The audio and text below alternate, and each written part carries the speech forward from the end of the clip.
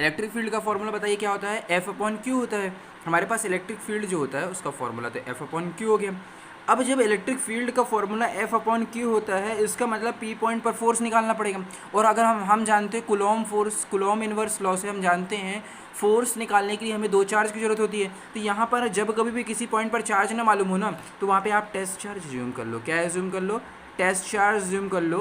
Test charge जब ज्यूम Q not ज्यूम कर लिया है तो हम फोर्स की वैल्यू बता सकते हैं। आप बताइए फोर्स क्या होगा हमारे पास, के Q1 Q2, के Q1 Q2 अपॉन क्या होता है हमारे पास, आर स्क्वायर होता है। के Q1 Q2 upon R square, हमने कुलॉम इनवर्स लॉ से हमने पढ़ा था ना कि Q1 Q2 upon R square होता है। तो ये हमारे पास क्या हो गया, यहाँ से फोर्स आ गया, वहाँ पर फोर्स आ गया। अब जब हम इलेक्ट्रिक फील्ड की वैल्यू लिखेंगे तो हमारे पास फोर्स की वैल्यू पता चल गई अपने को, के Q1 Q0 upon R square.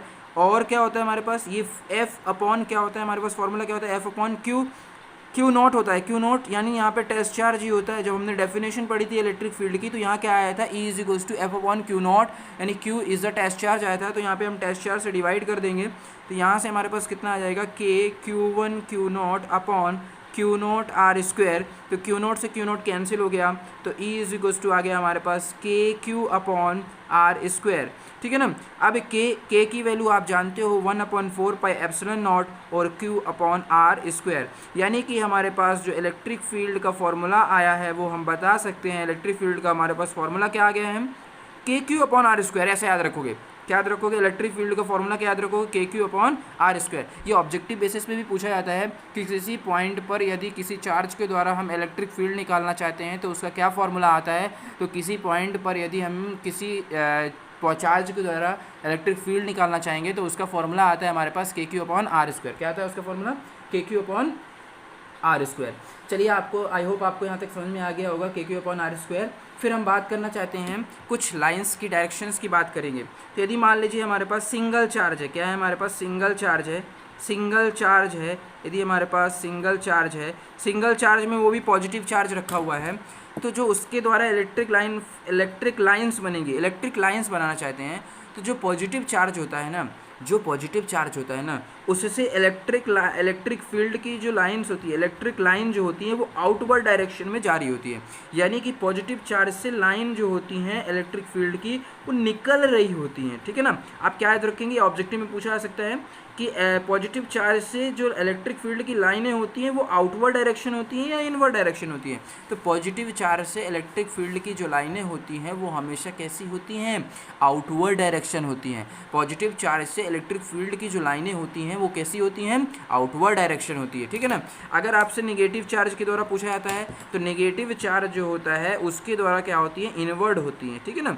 Positive charge के द्वारा क्या होती हैं, आउटवर्ड होती हैं, और नेगेटिव चार्ज के द्वारा हमारे पास क्या होती हैं, इनवर्ड हो रही होती हैं। अभी हम मालूम है क्या डिस्कस कर रहे हैं, अभी हम डिस्कस कर रहे हैं कि इलेक्ट्रिक लाइंस कैसे बनती हैं, इलेक्ट्रिक फील्ड के द्वारा जो इलेक्ट्रिक लाइन बनाई जाती है ना वो कैसे बनती है। ध्यान देना, इलेक्ट्रिक लाइंस जो होती हैं इलेक्ट्रिक फील्ड के द्वारा कभी भी सर्कुलर नहीं बनती हैं। ध्यान क्या रहेगा याद, कभी भी सर्कुलर नहीं बनती है, ये पॉइंटेड होती हैं। जैसे अगर पॉजिटिव चार्ज सिंगल चार्ज है तो उसके द्वारा क्या होगा, इलेक्ट्रिक लाइन बाहर निकल रही होगी, देखो बाहर निकल रही है, इधर से बाहर, इधर से बाहर, इधर से बाहर, इधर से बाहर। और जो निगेटिव वाला है उसमें देखो क्या हो रहा है, इधर से आ रही है, इधर से आ रही है, इधर से आ रही है, इधर से आ रही है, मतलब अंदर आ रही होती है। तो सिंगल चार्ज के द्वारा पॉजिटिव होने पर बाहर निकलती हैं और नेगेटिव होने पर अंदर साइड आ रही होती हैं। आई होप आपको यहाँ तक समझ में आया होगा। चलिए और डिस्कस करते हैं, और डिटेल में डिस्कस करते हैं इलेक्ट्रिक फील्ड लाइन के बारे में।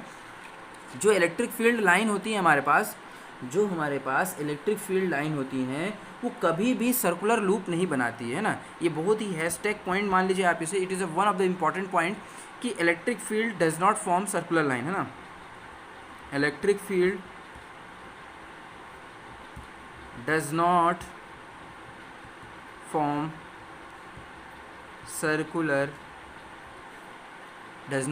Circular path. इलेक्ट्रिक फील्ड कभी भी सर्कुलर पाथ नहीं बनाती, मतलब गोलाकार पाथ कभी नहीं बनेगा, मतलब ठीक है ना।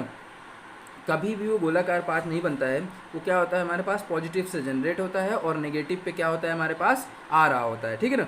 जैसे मान लो अब दो चार्ज सिस्टम है हमारे पास, एक पॉजिटिव है और एक नेगेटिव है।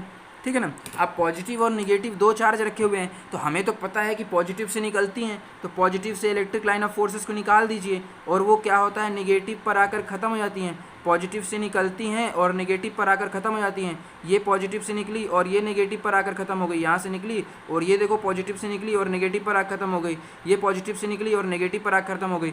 और कुछ ऐसी बना दो जैसे मतलब ये मान लो जगह नहीं है ऊपर इसलिए ऐसा, हालांकि ये ऐसे सारी लाइनें जा रही होती हैं, तो अपन बता रहे हैं ऐसा बनती है। मतलब पॉजिटिव से अपन देखो निकाल रहे हैं और नेगेटिव पर देखो इधर साइड आती हुई नज़र आएंगी तुम्हें, ठीक है ना। इधर साइड क्या होगा, आती हुई नज़र आएंगी, आ रहा है ना, इधर साइड आती हुई नज़र आएंगी, यानी कि पॉजिटिव से निकलती हैं और नेगेटिव पर जनरेट होती है। तो ये स्ट्रक्चर आपको याद रखनी है कि एक पॉजिटिव और एक नेगेटिव अगर होता है तो पॉजिटिव साइड से देखो निकल रही थी और नेगेटिव पर आकर के क्या हो रही थी, हमारे पास जुड़ रही थी, यानी पॉजिटिव से निकलती हैं और नेगेटिव पर आकर के अटैच हो जाती हैं। देखो अब tangent drawn at any point gives the direction of resulted electric field intensity at that point.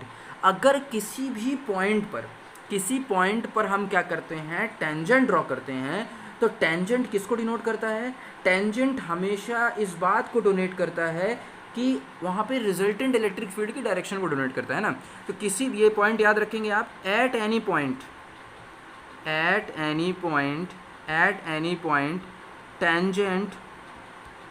Tangent क्या करता है किसी भी पॉइंट पर, at any point tangent gives the direction of resultant electric field को देता है। एट एनी पॉइंट किसी भी पॉइंट पर जो टेंजेंट होता है वो क्या देता है हमें, direction of resultant electric field. मतलब कि जो इलेक्ट्रिक फील्ड का ओवरऑल जो रिजल्टेंट आ रहा है ना, उसकी दिशा को बताने का काम करता है टेंजेंट।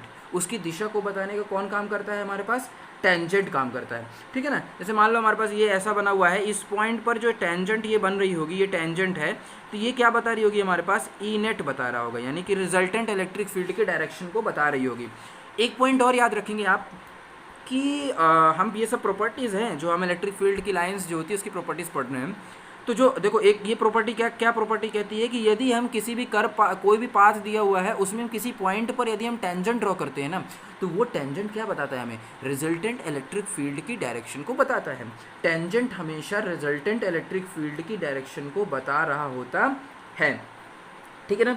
चलिए अब देखो क्या होता है कि जो दो ठो इलेक्ट्रिक लाइन ऑफ फोर्सेस होती हैं ना, वो कभी एक दूसरे को इंटरसेक्ट नहीं करती हैं। ये बहुत ही इंपॉर्टेंट, बहुत बार जेईई मेंस बोल रहा हूँ, बहुत बार आपके बोर्ड में पूछा जा चुका है। क्या पूछा जा चुका है, जेईई मेंस में भी काम आ चुका है इसका, कि two electric line of forces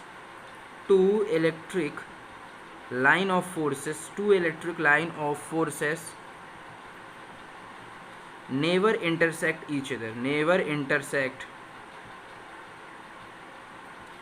other. Two electric line of forces never intersect each other. दो ठो इलेक्ट्रिक लाइन ऑफ फोर्सेस जो होती है ना, वो कभी भी एक दूसरे को इंटरसेक्ट नहीं करती। जैसे मान लो आपके पास पॉजिटिव चार्ज था, जैसे मान लो आपके पास क्या है, आपके पास पॉजिटिव चार्ज है, देखो एक लाइन ऐसे निकल रही है, एक लाइन ऐसे निकल रही है। ऐसा नहीं होगा कभी भी कि ऐसा कभी भी नहीं बनेगा कि जैसे मान लो एक लाइन ऐसे निकल रही थी ना, दूसरी लाइन आकर के ऐसे निकल जाए। इट्स नॉट पॉसिबल, ये कभी भी पॉसिबल नहीं है। दो इलेक्ट्रिक लाइन ऑफ फोर्सेस जो होती हैं वो कभी भी इंटरसेक्ट एक दूसरे को नहीं करती हैं। तो पेपर में आपके एक्चुअली पूछा क्या जाता है, एक बार पेपर में आपके पूछा जाता है रीजन में, सर्सर रीजन में ये पूछा जाता है कि two electric line of forces never intersect each other, why, ऐसा क्यों होता है। तो आपको बताना चाहता हूँ, देखो अगर दो इलेक्ट्रिक लाइन ऑफ फोर्सेस एक दूसरे को इंटरसेक्ट कर देंगे किसी पॉइंट पर, इसका मतलब क्या हो गया कि हम एक पॉइंट पर दो टेंजेंट ड्रॉ कर रहे हैं। और यदि हम एक पॉइंट पर, जैसे मान लो यहीं पर दो टेंजेंट ड्रॉ कर रहे हैं, एक पॉइंट पर दो टेंजेंट ड्रॉ कर रहे हैं, इसका मतलब क्या हो गया, यदि हम क्या करते हैं एक पॉइंट पर दो टेंजेंट ड्रॉ करेंगे तो इलेक्ट्रिक फील्ड की दो ठो डायरेक्शन आ गई, एक ये E1 आ गई, एक E2 आ गई, इलेक्ट्रिक फील्ड की दो डायरेक्शन आ गई। और हम जानते हैं कि इलेक्ट्रिक फील्ड एक वेक्टर क्वांटिटी है, उसकी दो डायरेक्शन नहीं हो सकती हैं। ऐसा नहीं है कि इलेक्ट्रिक फील्ड की दो डायरेक्शन होगी, two directions are not possible. That's why हम बोल रहे हैं कि हमारे पास जो कभी भी एक दूसरे को इंटरसेक्ट नहीं करेंगे, ठीक है ना। तो इसका रीज़न चलिए लिखते हैं, रीज़न बहुत काम का है जो कि हमारे बहुत काम आने वाला है। रीज़न क्या होगा हमारे पास कि कभी भी इंटरसेक्ट नहीं करती हैं एक दूसरे को। Two electric line of forces never intersect each other. Two electric line of forces, electric lines of forces never intersect, कभी भी एक दूसरे को इंटरसेक्ट नहीं करती, each other, because if they intersect, यदि वो इंटरसेक्ट कर देती हैं, इफ़ दे इंटरसेक्ट, यदि वो इंटरसेक्ट कर दी हैं, means two tangent are possible, two tangents are possible, two tangents are possible at a point, at a point that explain direction, two direction of electric field, electric field की दो direction को explain कर रहा है, which is not possible,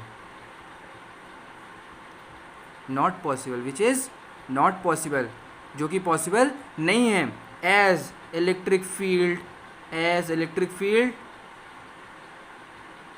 as electric field is vector quantity, vector quantity.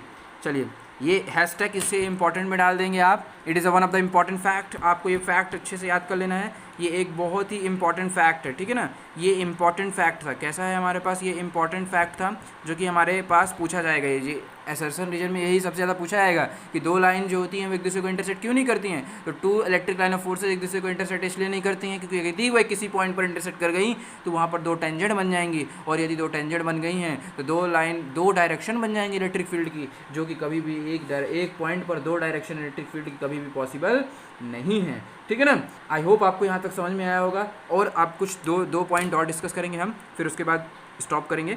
देखिए ये हमारे पास क्या है, अगर ऐसे इलेक्ट्रिक फील्ड बनी हुई हैं, है ना, ऐसे इलेक्ट्रिक फील्ड बनी हुई हैं, देखो इक्वल डिस्टेंस है, ये इक्वल डिस्टेंस है, तो इसे हम बोलेंगे यूनिफॉर्म इलेक्ट्रिक फील्ड, क्या बोलेंगे, uniform electric field. Uniform electric field का मतलब हो गया कि हर जगह बराबर मात्रा में बटी हुई है। मान लो अगर ऐसे है, एक लाइन ऐसे है, एक लाइन ऐसे है, ये दूसरा वाला हम डिस्कस करने में, एक लाइन ऐसे बनी हुई है हमारे पास, और एक लाइन ऐसे बनी हुई है, एक लाइन ऐसे बनी हुई है, एक लाइन ऐसे बनी हुई है, तो इसे हम बोलेंगे नॉन यूनिफॉर्म इलेक्ट्रिक फील्ड। क्या बोलेंगे इसे, नॉन यूनिफॉर्म इलेक्ट्रिक फील्ड बोलेंगे, नॉन यूनिफॉर्म इलेक्ट्रिक फील्ड बोलेंगे, ठीक है ना। आगे आया तक समझ में, आई होप आपको ये लेक्चर समझ में आया होगा।